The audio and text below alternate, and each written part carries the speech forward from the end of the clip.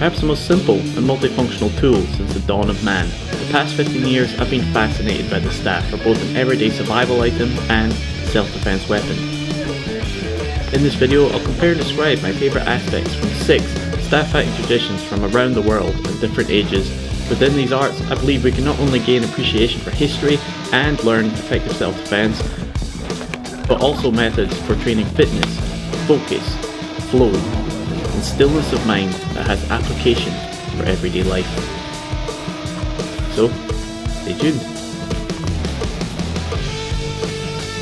Light can be used as a training tool for many other weapons, giving you the fundamentals of footwork, technique, functional strength and looseness that can be applied to two-handed swords, musket and bayonet, spears and other long pole weapons. I also see it as a tool for not only training from a martial perspective, but also training movement, flow and focus in general, the same way that any movement that forces you to relax, really concentrate, get out of your head and into your body.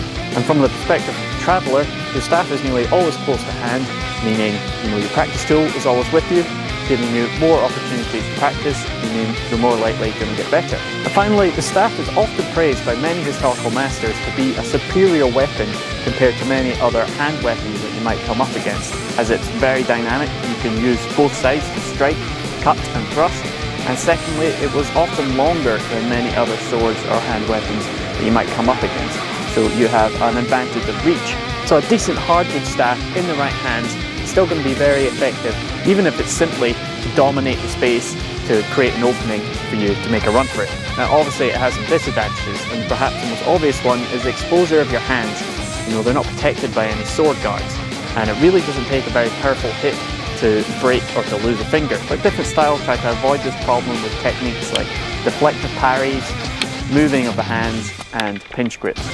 Now before I go into comparing the different styles, it's important to keep in mind the context of where these arts evolved. Some come from strict martial manuals, so they're very to the point and regimented. Others have come from centuries of oral tradition and involve game-like elements with gentlemanly conduct, while others have more artistic flair and showmanship elements to it, which may not have as much direct martial application, but still overall train strength and familiarity with the weapon. Now when it comes to the Eastern styles, they're often very interwoven with the spiritual philosophies of the region, namely the many forms of Taoism, Confucianism, Shintoism and Buddhism, and they bring to the table elements of mind-body connection, meditation and flow. And the martial arts themselves almost become metaphors that you can live everyday life by. However, so much is lost in translation and it can be difficult to unpack as a Westerner. But in short, I think all the styles have got something to bring to the table. So without further ado, here are the different styles I've been looking at and my favourite aspects from them. First up, the Japanese jo, or short staff, typically about 4 feet long, made from heavy oak wood. Perhaps the most famous master of the short staff was Muzo Gonosuke, who lived in early 17th century Japan, famous for his duels with the legendary swordsman Miyamoto Musashi.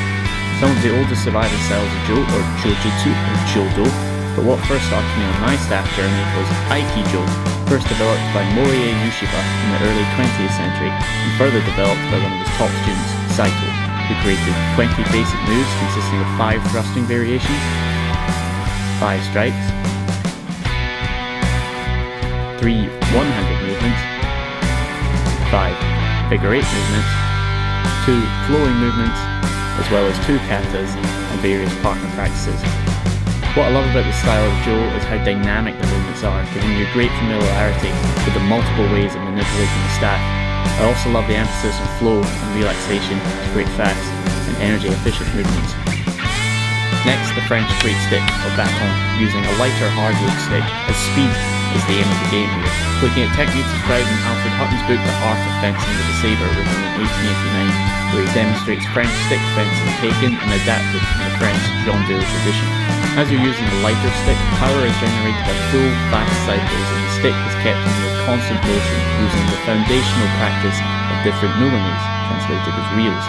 Parries are only held temporarily before giving fast counterattacks. Hands are generally kept at the back of the stick and close together, but emergency guards are described by quickly shifting the hands apart. This style is one of the last properly taught usage of the staff fighting in Europe in the modern era, and was taught as a core gymnastic and fitness exercise, not just for self-defense. Next up, the Portuguese style of jogo do pau, translated as the game of the stick. The exact origins are disputed, but the style seems to originate from the Middle Ages as a method of combat for poorer foot soldiers, as well as a method of self-defense and a way of settling arguments amongst the country folk of the northern regions of the country. My favourite aspects of the style are the ferocious strikes and swings created by lunging forward with the hips and sliding the hands back to the end of the staff to generate maximum acceleration.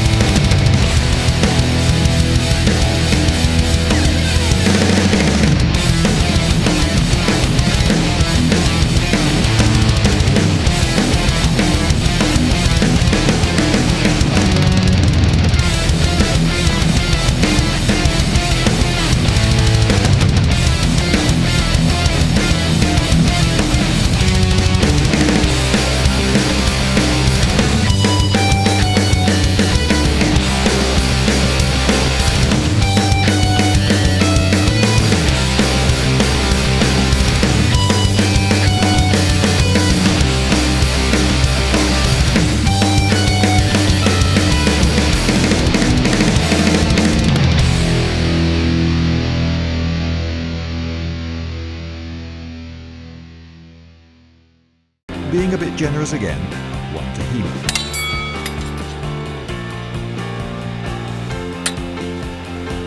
Now I'm leading with my left, but I'm right-handed and generally feel that I'm quicker and more assured leading with my right. I swap back. Now I mostly get it right. I advance while dealing with his attack and keep going so that I win the race and chop him in the torso. Yeah, I mean, you did get an afterblow, but I think... Let's see that again. I'm waiting for him to make his move, and you can see that my right leg is a tempting target. I read the start of his attack and start advancing early into my block. There's the block, and at the same time I'm chopping at his wrist with my other sword. I press the attack, keeping contact with his sword with my right sword while he tries to pull it away to escape. I follow his movement and bring my left sword to a blocking position and hit him in the body with my right sword, which was free to thrust forward as soon as he withdrew his sword from it, which is a classic wing-chun principle. Having achieved his killing blow, or rather having scored a hit in a friendly bout of sparring, I then relax and bring my left sword down, and he scores a weak afterblow, but I'm racking that one up to Kung Fu, so now it's just 2-1 to Hema. He goes for a high, threatening guard straight out of the Hema treatises. Nice metal-on-metal clang. I leave my leg a bit vulnerable, and he almost snipes it.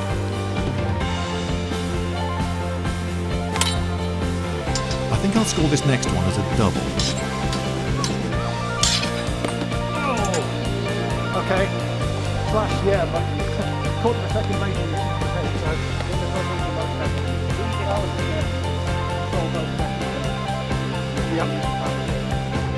Again in slow motion.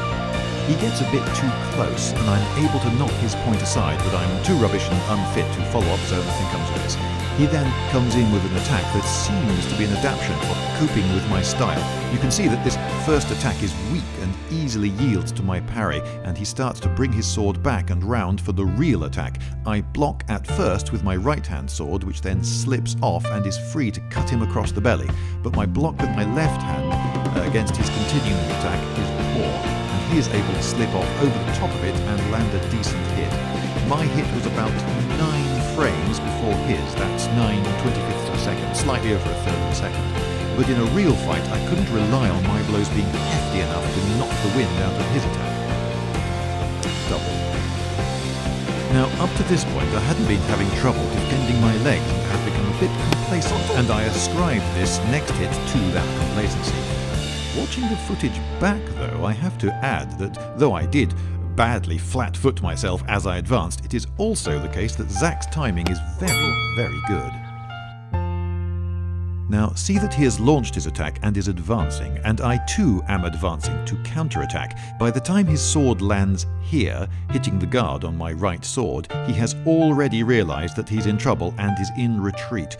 I use both swords to control his and try to close the distance. He has plenty of flat open space behind him and is able to pull his sword out of my entrapment before I can get to range, and then he counterattacks. But I'm at a better distance now, and I use both my swords to block his hard blow and then press forward and score a hit. Again, at this point I relax and don't bother to defend myself against his afterblow. In a real fight, my hit would have been a hard stab, but here I did a gentle slash because we're friends.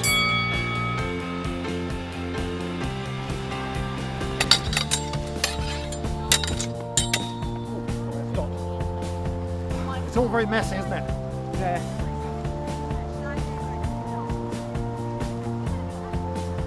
We both recall a few guard positions. In my case, they are of little practical use here, save potentially some intimidation or confusion. This time, I'm able to tangle up his sword good and proper, and I'm in quickly and chopping away. Got him that time. And I've evened the score.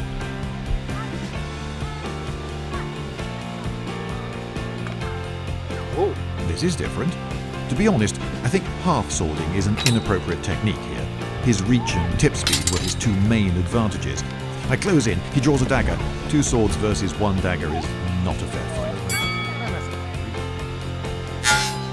Just there, you can see the point of Zach's sword has just clipped the outside of the thickly padded jacket next to my elbow, and then, oh yes, I do chop him quite definitely in the side there. and then draw across his belly. So, how do we score that? My hit is definitely later, but much more solid. Oh, call it a double.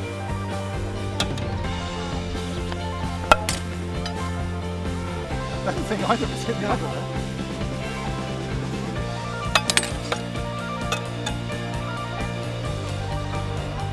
There are actually fancy moves like that.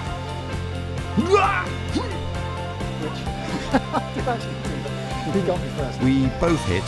I'm not counting that. It wasn't a serious attempt.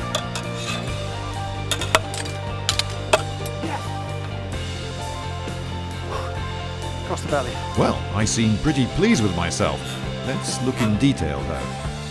I deal with his thrust with my right sword, then step in as he withdraws his sword. I bring my left sword up to defend and chop into his side and draw my sword across his belly, but then bonk!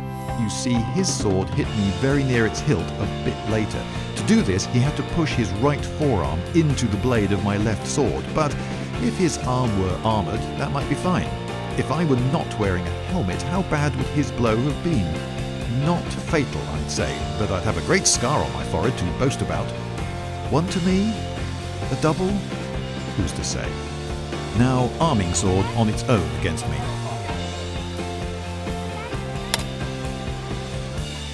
Whoa! Nearly. Hit. Drat. One to him.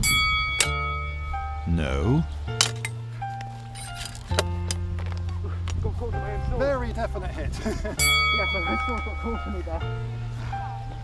I press the attack, and perhaps he is too tired to run full tilt backwards. You can see that I have the advantage as long as I can keep in contact with his sword.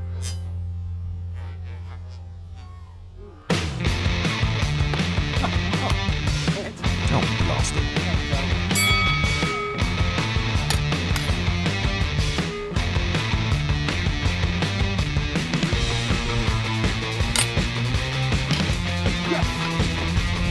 Zach gives me a chance to push his sword across his centre line, and I advance and score.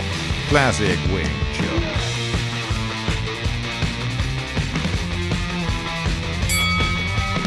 Six all to play for.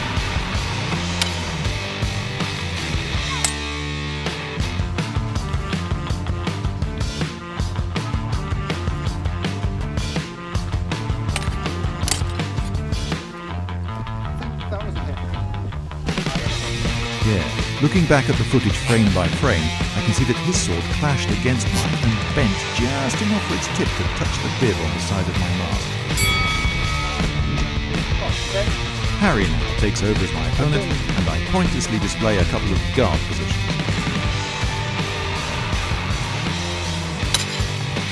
The double? Yeah, but there's also... I think that was more...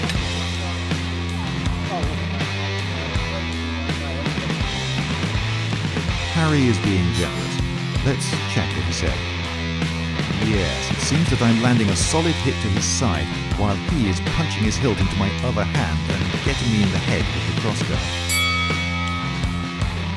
I rush at him and keep going, and he sort of gives up and turns away, and so I appear to win. But looking at the footage frame by frame, I see that as I chop at him at the end with my right sword, I touch his sword there on the way in.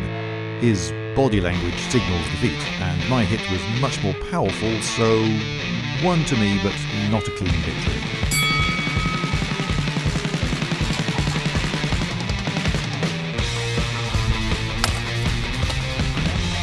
It seems to me that he froze a bit there, perhaps intimidated by the unfamiliar weapon combo.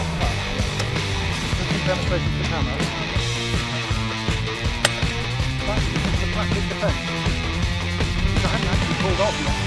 So that's the classic defense with one-hand sword. Wait for it to attack. Block with one, cut the wrist with the other. True, but my foes here have not made it so easy for me. He was very slow to retreat there. I'm probably the fresher of the pair of us. Yeah, but will as well, double. Yes, a clear double. My hit was to the torso and his to an arm, which might count for something, but even so, a definite double. I should have charged in there. No, it's too slow. No, it's too slow. I had a great opening there.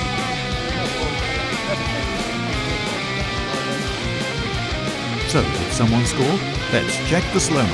I block his chop to my left side, his sword has come to a halt, but then I lose contact with his sword with both of mine. You see them slip off above, and as I go to chop him, this leaves his sword free to do a draw cut across my belly. My chop hits him in the right upper arm. I think I'll give him. The sun comes out.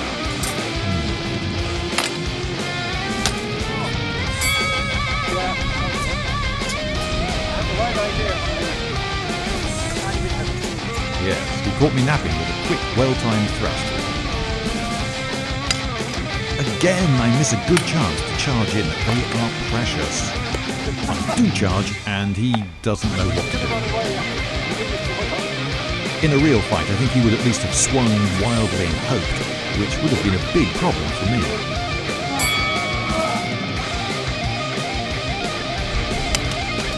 In and choppy chop.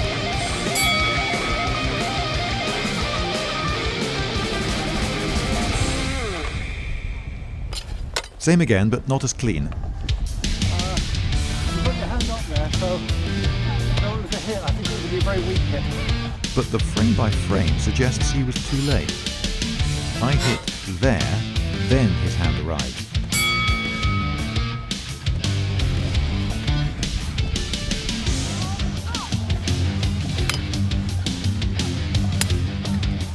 So, what happened there? It seemed so obvious to me at the time that I didn't say.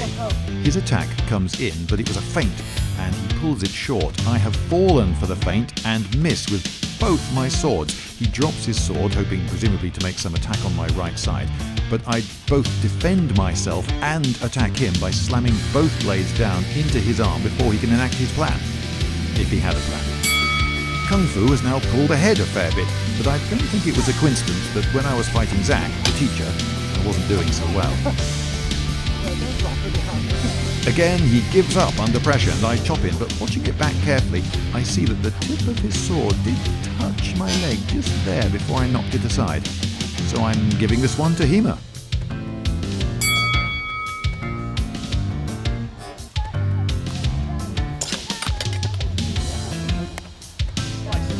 I make contact, stay in contact, move his sword aside and sweep up and score. You might call it binding and winding if you are a Hema buff, but this form involves one sword's taking over from the other. My movements get a bit wild here and I get caught out. Ah! Yeah, I'm fine. I lost you in the sun that time. I know it, I got it. That was a really cute.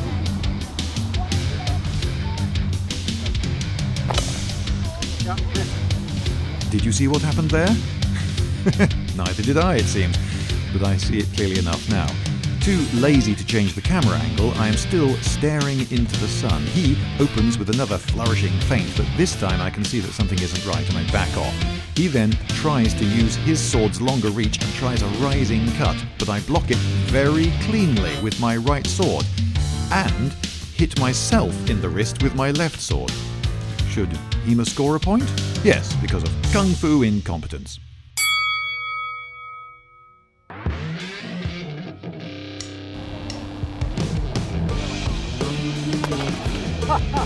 And on this last one, Harry again tries an opening flourishing feint, and I go to block it and he whisks his sword out of the way, leaving himself totally undefended.